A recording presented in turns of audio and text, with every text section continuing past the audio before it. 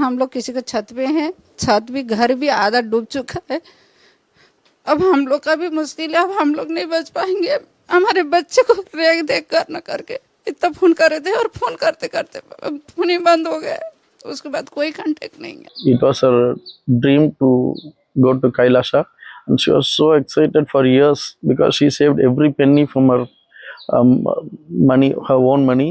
She paid everything on her own money, and she was almost talking about this trip for a year, more than a year. She was so excited, and every day she talks about this. हम लोग तो कल से प्रयास कर रहे हैं, शाम 4 बजे से प्रयास में ही लगे हैं, जहाँ तहाँ जैसे फ़ोन कर रहे हैं। तो एंडीज कंपनी के कुछ एक लोग आज कांटेक्ट में आए हैं, लेकिन वो मार्केट में थे, उनको रेस्क्यू किया गया है, लेकिन अभी तक कंफर्म नहीं है। राम जी से बात नहीं हो पाई है, न मुलाकात न बात, कुछ भी नहीं हो पाई।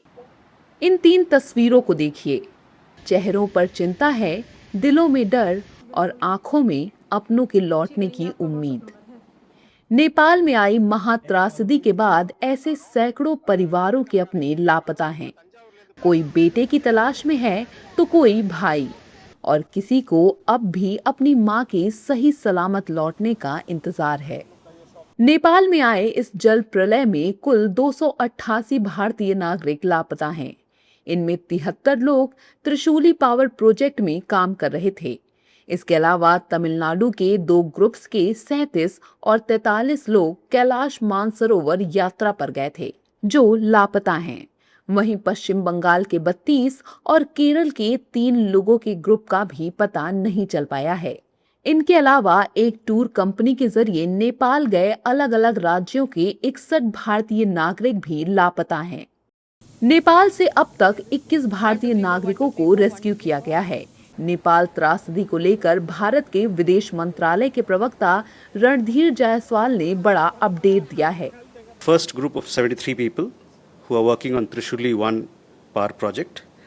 Then 2 separate groups of 37 and 49 nationals from Tamil Nadu, Indian nationals from Tamil Nadu, who travelled for Kailash Mansarovar Yatra through Samrat and Fly Everest Travels. These are 2 separate travel agents. There are a group of 32 nationals from Indian nationals from West Bengal who travelled with the help of Samrat Travels in Timure, which is in Rasuwa district where this particular disaster has happened. Then a group of 61 Indian nationals from different states who travelled through Richa Tours, and then a group of 33 Indian nationals from Kerala. Let me also say as of 1300 hours today, we have been able to rescue 21 Indian nationals.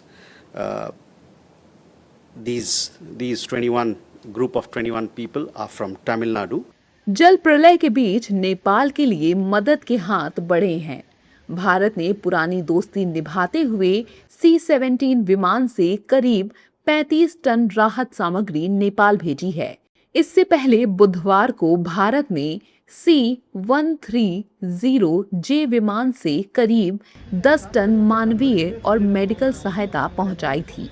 वहीं चीन ने emergency supply और आर्थिक मदद का इंतजाम किया है, जबकि अमेरिका $5 लाख की मदद के साथ आपदा राहत सलाहकार भेज रहा है। वहीं संकट की इस घड़ी में भारत अपने पुराने दोस्त के साथ मजबूती से खड़ा है। सियासी गलियारों से भी नेपाल के लिए मदद और संवेदना का संदेश सामने आया है।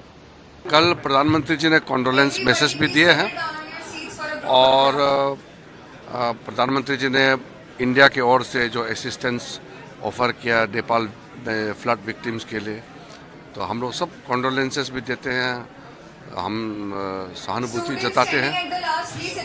जो भी हमारा पड़ोसी देश हो या कहीं भी हो, जब ट्रेजेडी होते हैं तो हम लोग सब संवेदना प्रकट करते हैं, हम सब साथ खड़े हैं। बहुत ही दुखद घटना हुई है और नेपाल हमारा पड़ोसी राज्य भी, पड़ोसी देश भी है, और साथ ही जो है हमारा इस पूरे सीमांत क्षेत्रों में रोटी बेटी का संबंध है, बड़ा भावनात्मक संबंध है। हमारे सबकी एक जैसी पद्धतियां हैं, पूजा पद्धति से लेकर तमाम प्रकार का कल्चर हमारा एक जैसा है, संस्कृति एक जैसी है, और बहुत दुखद घटना हुई है और बहुत ही भयंकर त्रासदी वहाँ पर आई है। हमारे प्रधानमंत्री आदरणीय मोदी जी ने वहाँ के प्रधानमंत्री जी से बात की है। भारत नेपाल के साथ इस दुख की घड़ी में पूरा खड़ा है। स्वयं प्रधानमंत्री मोदी जी ने माननीय प्रधानमंत्री बालन शाह से बात की है। मैं सुबह जब दिल्ली से चला तो दो लगभग एयरफोर्स के प्लेन रसद सामान लेके सब चल चुके हैं, लैंड भी कर गए हैं। यहाँ इंफ्रास्ट्रक्चर, एनडीआरएफ, सेना, मेडिकल हेल्प, जितना भी हेल्प करना होगा हम लोग नेपाल को करेंगे, क्योंकि हम लोग चाहते हैं कि इस त्रासदी में भारत नेपाल के साथ कंधे से कंधा मिलाकर खड़ा है।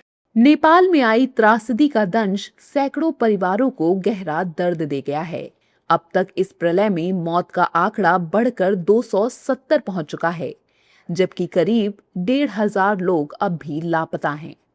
लापता लोगों की तलाश के लिए युद्ध स्तर पर राहत और बचाव अभियान जारी है। भारत लगातार राहत और बचाव अभियान में मदद कर रहा है और नेपाल के साथ मजबूती से खड़ा है, मगर अपनों की तलाश में जुटे परिवारों की आंखें अब भी उस एक खबर का इंतजार कर रही हैं कि उनके अपने सुरक्षित हैं।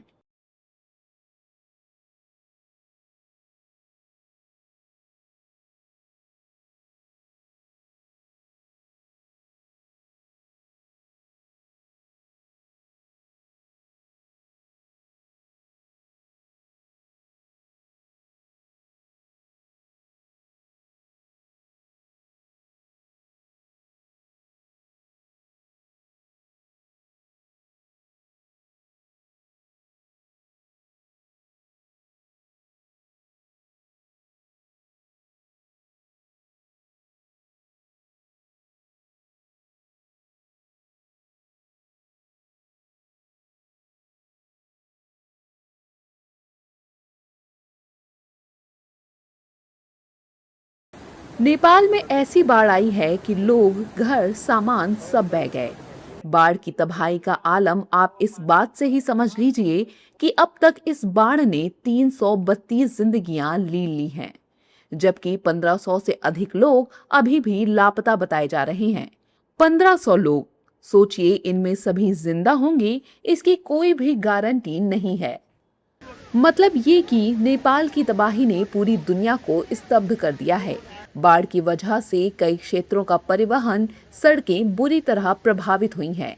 सरकारी आंकड़ों के मुताबिक इस तबाही में अब तक 35 पुल बह गए हैं, 45 सस्पेंशन ब्रिज बह गए हैं। घटना में 13 जल विद्युत परियोजनाओं को नुकसान पहुंचा है। सैकड़ों वाहन तेज बहाव की चपेट में आए हैं, जबकि 332 लोगों की मौत हुई है। 1500 से ज्यादा लोग लापता हैं। इतना ही नहीं, नेपाल में विदेशी पर्यटकों की बात करें तो पर्यटन बोर्ड के आंकड़ों के मुताबिक भारत के 333 नागरिकों के लापता होने की जानकारी दी गई है। इसके अलावा अमेरिका के 47, ऑस्ट्रेलिया के 34 और ब्रिटेन के 33 नागरिक सूची में शामिल हैं। कनाडा के 24 और मलेशिया के 19 नागरिक भी लापता बताए गए हैं। हालांकि खबर है कि नेपाल सेना ने प्रभावित इलाकों से 250 से ज्यादा लोगों को सुरक्षित निकाला है। इस बीच नेपाल में आई भीषण बाढ़ के बाद उत्तर प्रदेश और बिहार में भी प्रशासन अलर्ट पर है। गंडक, नारायणी और कोसी नदी के जलस्तर पर नजर रखी जा रही है।